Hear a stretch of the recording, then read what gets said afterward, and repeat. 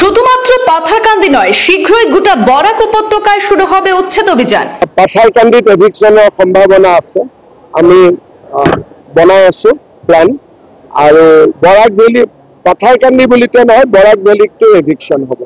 আসামে বাঙালি হিন্দুরা সম্পূর্ণ সুরক্ষিত রয়েছেন বলে আশ্বস্ত করলেন মুখ্যমন্ত্রী ডক্টর হিমন্ত বিশ্ব শর্মা। সুস্মিতা দেব এখন আমাদের অতিথি, ওনাকে মমতা দিদির কাছে পাঠিয়ে দিয়েছি।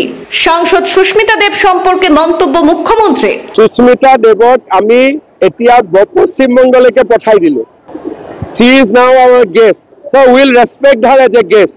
She has already gone to West Bengal, মমতা দিদির কাছে। পুজোর আগে শহরের সড়ক সংস্কারের কাজ সম্পূর্ণ হবে, আশ্বাস মুখ্যমন্ত্রীর। পূজার আগতে মই যিমান পাৰো কৰি শ্রীভূমি টাউনের রাস্তা ঠিক করে দিই। পুজোয় ডিজে না বাজানোর আহ্বান মুখ্যমন্ত্রীর, দায়িত্ব নিতে হবে সমাজের জ্যেষ্ঠদের। আমার অনুরোধ থাকবে কি জ্যেষ্ঠজন আমার হিন্দু সংস্কৃতিকে পিওর আর পারফেক্ট করে ধরে রাখেন। আপনারা নবপ্রজন্মকে অ্যাডভাইস করেন কি ডিজে ইজে ভালো কথা না। আজ পাথারকান্দি সফরে সাংবাদিকদের সাথে কথা বলতে গিয়ে মুখ্যমন্ত্রী ডক্টর হিমন্ত বিশ্ব শর্মা আসামের 126টি সমষ্টিতে মহিলা উদ্যমিতা প্রকল্পের চেক প্রদান করা হবে বলে মন্তব্য করেছেন। গোটা আসামে 35 লক্ষ মহিলা এই প্রকল্পের অধীনে 10,000 টাকা করে পাবেন বলে জানিয়েছেন। এতে খরচ হবে 3500 কোটি টাকা। তিনি উচ্ছেদ প্রসঙ্গেও সেখানে বলেছেন সাংবাদিকদেরকে। এই প্রসঙ্গে তিনি বলেন যে শুধুমাত্র পাথারকান্দি নয়, গোটা বরাকে শীঘ্রই শুরু হবে উচ্ছেদ অভিযান। তার জন্য প্ল্যান তৈরি করা হচ্ছে। আজকের তারিখে বাঙালি হিন্দু সম্পূর্ণ সুরক্ষিত রয়েছেন, শুধু আধার কার্ডে অসুবিধা ছিল তা শেষ করে দেওয়া হয়েছে। বাঙালি হিন্দু, অসমিয়া হিন্দু সবাই এক বলে মন্তব্য করেন মুখ্যমন্ত্রী।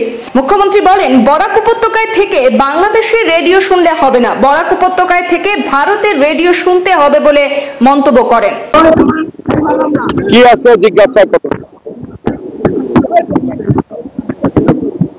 আজি আমার মহিলা উদ্যমিতা অভিযান, আমি অসমৰ 126টা সমষ্টিত এই ধৰণে মিটিং পাতি মহিলা উদ্যমিতা অভিযানৰ পুঁজি বিতৰণ কৰি আছো। আজি আমাৰ বৰাক উপত্যকাৰ পাথাৰকান্দিত ডিষ্ট্ৰিবিউট হ'ল আৰু আগলৈকে গৈ বাকী সমষ্টিখিনিতো আমি ডিষ্ট্ৰিবিউট কৰিম। টোটেল 35 লাখ মহিলাই 10,000 টকাকৈ পাব।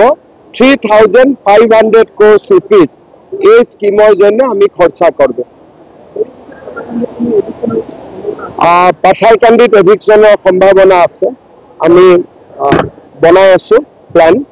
আর বরাক ভ্যালি পাথারকান্দি বলিতে নয়, বরাক ভ্যালিতে এভিকশন হবে।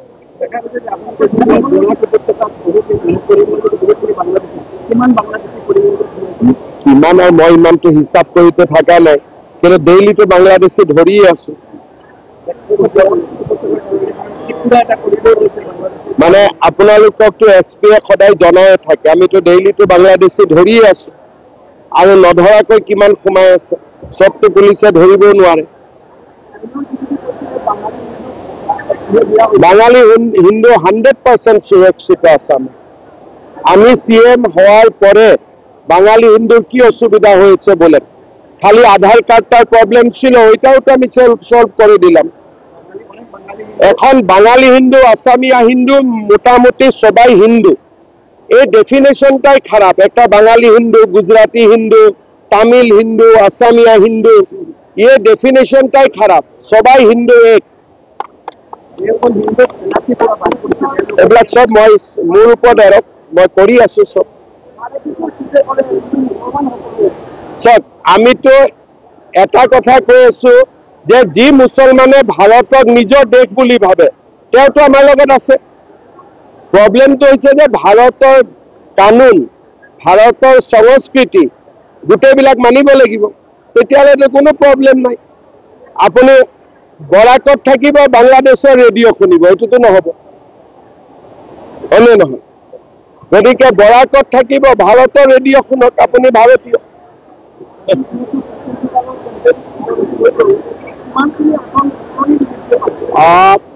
পুৰণি বিজেপি, এইটো ইয়াত নতুন বিজেপি কোন আছে? কৃষ্ণেন্দু পালটো জইন কৰা 12 বছৰ মান হৈ গ'ল। 12 বছৰতো বোৱাৰীও মা হৈ যায়। ঘৰত যদি 12 বছৰ বোৱাৰী আহে, কোনোবাই তাতকৈতো তাক নতুন কয় নেকি? 12 বছৰৰ বোৱাৰী মানে সিটো ঘৰত সৰ্বে সৰ্বা হৈ যায়। আপোনালোকে সাজেষ্ট কৰিব মোৰ মনত একো নাই আপোনালোকে য'ত সাজেষ্ট কৰে তাতে দি দিম আর বার্তা এইটো বার্তা সবাই এই বার্তা শ্রীভূমিতে কত কাজ হয়েছে আবার কাজ হবে বরাক উপত্যকায় যে রকম কাজ লাস্ট 5 and 10 years হয়েছে আগে কি রকম ছিল বরাক উপত্যকা এখন চিফ মিনিস্টার কতবার বরাক ভ্যালিতে আসলো আগে কি তরুণ গগৈ এত আওয়া যাওয়া করছিল হিতেশ্বৰ শইকীয়া আসেছিল অত সময় শরৎ সিংহ কোন who is the other chief minister who used to come Barak Valley regularly আমি তো বরাক ব্রহ্মপুত্র ডিফারেন্সে আমি এক প্রকার অ্যাবলিশ করে দিল একটা সবাই Assam everything is in Assam ইমান ডাঙৰ 4 লেন বনাই আছে হৈ যাব দলঙো একদম টাইমত বনাই দিলো চহৰ ৰাস্তাৰ পূজাৰ আগত অলপটো ঠিক কৰিম পূজাৰ আগতে মই যিমান পাৰো কৰি শ্ৰীভূমি টাউনৰ ৰাস্তা ঠিক কৰি দিম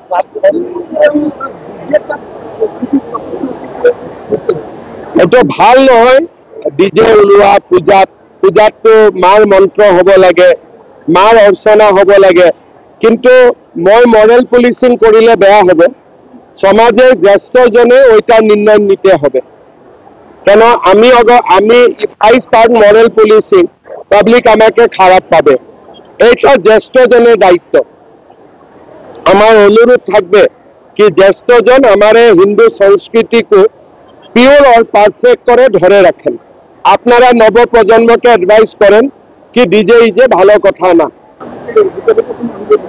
বরাক ভ্যালিত তো আহুয়ে আমি তো একটা সিরিয়াল থাকবো না একবার শিলচর কাছাড় একবার শ্রীভূমি একবার হাইলাকান্দি এবার টানটা তো কাছাড়ের কাছাড় শ্রীভূমি হাইলাকান্দি আবার কাছাড় শ্রীভূমি হাইলাকান্দি অলপ সময় লাগে হাইকোর্ট টাইকোৰ্টৰো কথা থাকে তো সব কিছু ঠিক কৰিব লাগিব তাতে আকৌ মৈমাল বিলাকো আছে ন অলপ মৰম কৰিব লাগে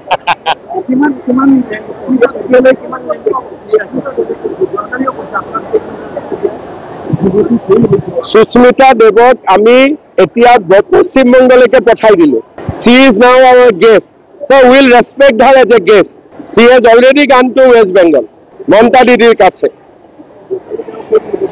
তো কোনো বাধা নাই কিন্তু গেস্ট কতটা বলতে পারে ওইটা নির্ণয় আপনিও নিয়ে নেন এখন তো ওরা আমার অতিথি কতটা বলার অধিকার আছে ওই লক্ষ্মণ রেখাটা আপনি জানেন ওনাকে বলে দিব এখনো আমার অতিথি সম্মান দেওয়া আমার দায়িত্ব সব আছে লাইনে আছে সব হয়ে যাবে একটা করে এখন শিলচরে ফ্লাইওভার আসবে 700 কোটি টাকায় আসামে তো অত টাকা নেই একটা ফেস করিয়ে করতে হবে আমার মনে আছে হয়ে যাবে ঠিক আছে কোনখন কংগ্রেস সরকারে লোন লোৱা নাই তার নাম এটা মোক আনি দিয়া তেলেঙ্গানা লোন লৈছে নে নাই কর্ণাটক লোন লৈছে নে নাই কোনখন কংগ্রেস সরকারে লোন লোৱা নাই মোক লিষ্টখন আনি দিয়ক মই ৰাতিয়ে ৰিজাইন দি দিম হ'ব